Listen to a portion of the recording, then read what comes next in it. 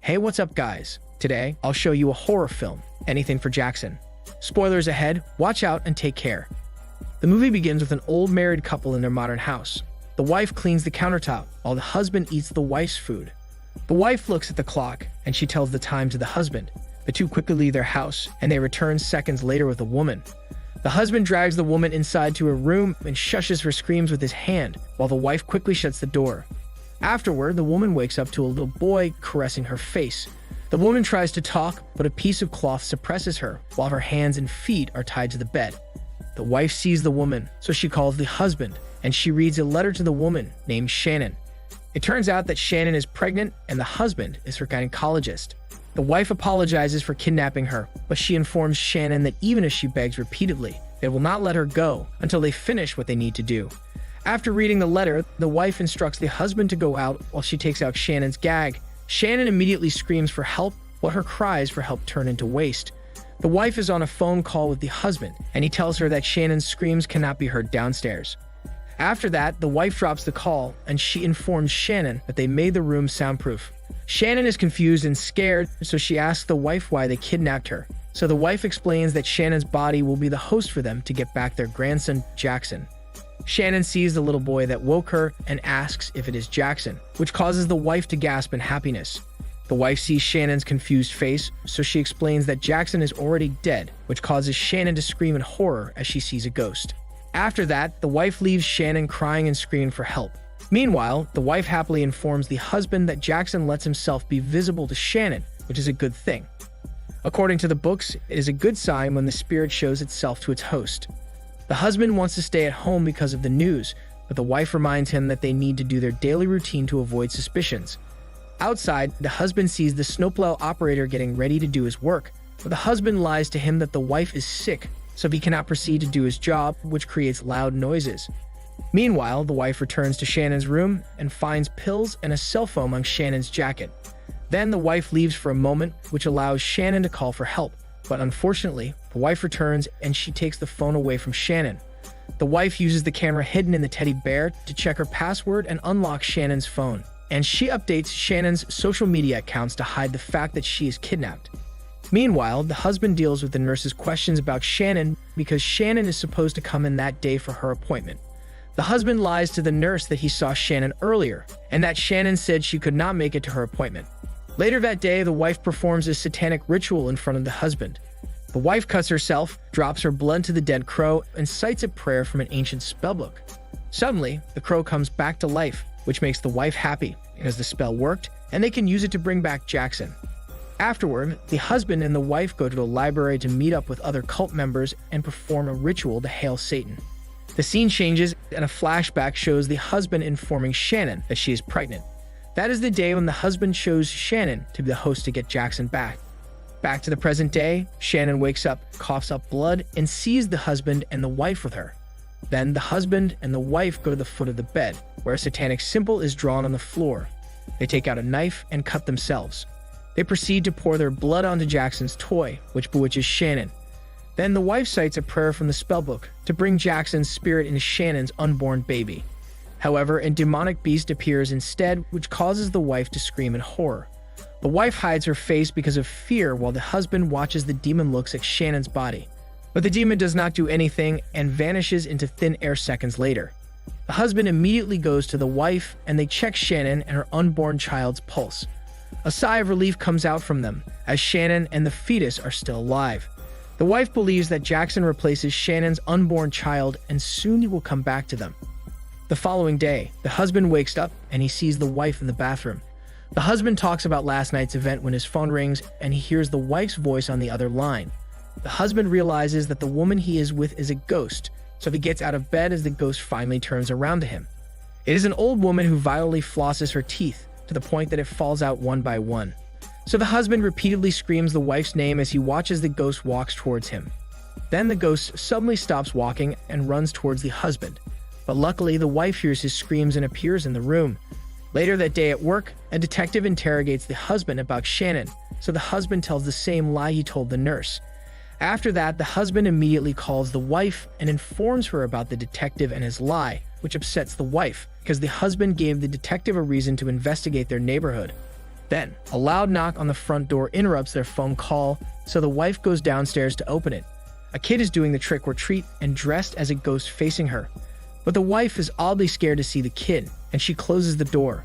As soon as she closes the door, the kid knocks on the side door, so the wife immediately closes it. However, as soon as she closes the door, the kid knocks on the side door, so the wife immediately closes it. But the same thing happens, and as soon as she locks the side door, she sees the kid knocking inside the bathroom door. The wife realizes that it is a ghost, so she immediately calls the husband. But instead of hearing the husband's voice, the wife hears the ghost's voice. Shortly after, the wife goes to the elevator, but the ghost comes out looking monstrous. The ghost walks towards the wife, so she backs up screaming. Suddenly, the ghost vanishes and leaves the white cloth on the wife. Afterward, Shannon asks the wife about her screams, so the wife shares that her daughter used to dress as a ghost for Halloween every year. She and the husband tried to convince their daughter to change her costume, but they failed. Shannon then asks what happened to their daughter, but the wife does not answer and leaves the room. After sharing that, the wife leaves Shannon, so Shannon tries to free herself again, when she suddenly sees a ghost under the bed. It is a contorting man suffocating from a bag over his head. The ghost slowly drags his body to the terrified Shannon and tries to attack her womb, which causes Shannon to scream. The wife hears Shannon scream, so she runs to the room and sees the ghost. The ghost twists his body and then walks towards the wife. The wife backs up screaming, and when she bumps into the husband, the ghost suddenly disappears. After that incident, the husband and the wife share their doubts about the ritual because of their recent encounters with ghosts. The following day, the husband and the wife see the snowplow operator in their driveway, so the wife immediately runs to Shannon's room while the husband deals with him. The operator still cleans their driveway despite the husband's disapproval. Suddenly, the operator becomes possessed and puts his head inside the plow. After that, the wife talks to Shannon about her daughter and Jackson. The wife says that Jackson's death affected her daughter so much that she killed herself by pushing herself onto the stairs. Meanwhile, the husband is outside hiding the chopped body of the operator using the snow. Suddenly, the husband receives a phone call from the detectives saying that she is in the husband's neighborhood and wants to talk to him about Shannon. After hearing this, the husband quickly runs back to their house. On the other hand, Shannon tries to manipulate the wife by lying to her about their motive. Minutes later, the husband finally arrives in the house and he sees the wife on the floor in cuffs while the detective points her gun at the husband. Meanwhile, Shannon repeatedly asks the detective to free her. Suddenly, the detective becomes possessed and shoots herself in the chin, which causes her to die immediately. The husband and the wife are shocked by the sudden turn of events, while Shannon cries in hopelessness because the only person who can help her is now dead. Following that incident, the husband and the wife consult the Skinny cult member, nicknamed Priest Skinny. Priest Skinny analyzes the ancient spellbook that the husband and the wife used to bring back Jackson, and realizes that the couple had actually summoned a demon named Surgat, who unlocks a doorway to tormented souls. Because they accidentally summoned Surgat and opened the gateway to tormented souls, those souls are now fighting to possess a human host.